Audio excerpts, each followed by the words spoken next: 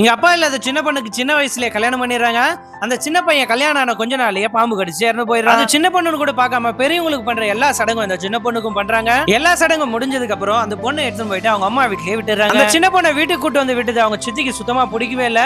அந்த பொண்ணு வந்து ரோட்ல விளையாடிட்டு இருக்கா. அதை பாக்குற அவங்க சித்தியும் புருஷனை அந்த பொண்ணு ரோட்ல வந்து விளையாடக்கூடாது, நீ வெள்ளப்படவதா கட்டிட்டு இருக்கணும் அப்படின்னு சொல்லிட்டு சொல்றாங்க. அதை பாக்குற அவங்க அம்மாவும் அவ சின்ன பொண்ணு குழந்தை அவளுக்கு வெள்ளப்படவெல்லாம் வேணாம் அப்படின்னு சொல்லிட்டு சொல்றாங்க. இது கேட்காத அந்த சித்தி அந்த பொண்ணை தரத்தரன்னு கூட்டு போயிட்டு அந்த பொண்ணுக்கு வெள்ளை புடவையும் கட்டி விட்டுறாங்க. அந்த பொண்ணுமே வளர்ந்துடுறா. இன்னமும் அந்த பொண்ணு வெள்ளை ட்ரெஸ் மட்டும் தான் போட்டுட்டு இருக்கா. அவங்க அம்மா கிட்ட அம்மா எனக்கு கலர் ட்ரெஸ் எல்லாம் போடணும் அப்படின்னு சொல்லிட்டு ஆசையா இருக்கு அப்படின்னு சொல்லிட்டு அவங்க அம்மா கிட்ட சொல்லிட்டு இருக்கா. தன்னோட பொண்ணு ரொம்ப ஆசைப்பட்டு கேக்குறா அப்படின்னு சொல்லிட்டு பக்கத்து வீட்டுக்காரங்க கிட்ட காசு கொடுத்து ஒரு சுடிதார் ஒண்ணு எடுத்துட்டு வர சொல்லிருக்காங்க. எடுத்துட்டு வந்த உடனே அந்த பொண்ணு ஆசாசியா போய் சுடிதாரை கட்டிட்டு வந்து வெளியே நிக்கிறா. அவங்க அம்மா பார்த்து ரொம்ப சந்தோஷப்படுறாங்க. உடனே அவங்க சித்தி வந்து உனக்கு எவ்வளவு தைரியம் இருந்தா நீ கலர் ட்ரெஸ் போடுவ, நீ புருஷனை இருந்துட்டு கலர் கலரா ட்ரெஸ் போடணும்னு வேற ஆசைப்பறியா, ஒழுங்கா போய் வெள்ளை ட்ரெஸ் போட்டுவா அப்படின்னு சொல்லிட்டு திட்டுறாங்க. உன்னை விட்டா நீ இன்னொரு கல்யாணம் கூட பண்ணிக்க ஆசைப்படுவ அப்படின்னு சொல்லிட்டு திட்டுறாங்க. இப்ப அந்த புகுந்த வீட்டுல இந்த ஆளுங்க வந்து என்னோட மருமகளை நாங்களே கூட்டு போயிடும் அப்படின்னு சொல்லிட்டு கூட்டு போயிடுறாங்க. அங்க போன அந்த சின்ன பொண்ணு சின்ன வயசுல எப்படி வரவேற்றாங்களோ அதே மாதிரியே இப்பவும் கூட்டு போறாங்க. புகுந்த வீட்டுல அந்த பொண்ணு நல்லாவே பாத்துக்கிறாங்க.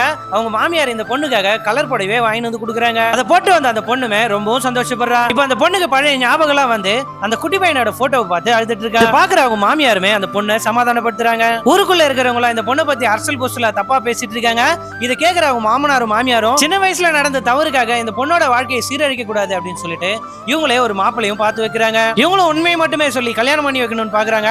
ஆனா வர மாப்பிள்ளை வீட்டுல யாருமே இதை ஒத்துக்க மாட்டாங்க. அதனால அதை மறைச்சு உங்களுக்கு வரதட்சணை இவ்வளவு போடுறேன் அப்படின்னு சொல்லி மட்டுமே கல்யாண ஏற்பாடு நடந்துட்டு இருக்கு. கடைசியில கல்யாணத்தன்னைக்கு பையனோட அப்பா கிட்ட ஒருத்தர் பரவாயில்லையே உங்க பையனுக்கு விதவு பொண்ணெல்லாம் கல்யாணம் பண்ணி வைக்கிறீங்க அப்படின்னு சொல்லிட்டு சொல்லும் போதுதான் அந்த பொண்ணு ஆல்ரெடி கணவனை இழந்தவ அப்படின்றது தெரிய வருது. பையனோட அப்பா ஒரு விதவு பொண்ணை உன் தலையில கட்ட பாக்குறாங்கடா, எழுந்து வாடா அப்படின்னு சொல்லிட்டு கூப்பிடுறாரு. இந்த பொண்ணு வீட்டு சைட்ல இருந்து எவ்வளவு சொல்லி பாக்குறாங்க அந்த பையன் சின்ன வயசுலயே கல்யாணம் பண்ணி பாம்பு கடிச்சு இறந்து போயிட்டா அப்படின்ட்டு. ஆனா அவங்க அப்பா அதெல்லாம் எதையுமே காதுல வாங்காம மாப்பிளையை கூட்டு போக பாக்குறாரு. ஆனா அந்த மாப்பிள்ளை இதெல்லாம் புரிஞ்சுக்கிட்டு அந்த பொண்ணையும் பிடிச்சதுனால அந்த பொண்ணையே கல்யாணம் பண்ணிக்கிறாரு.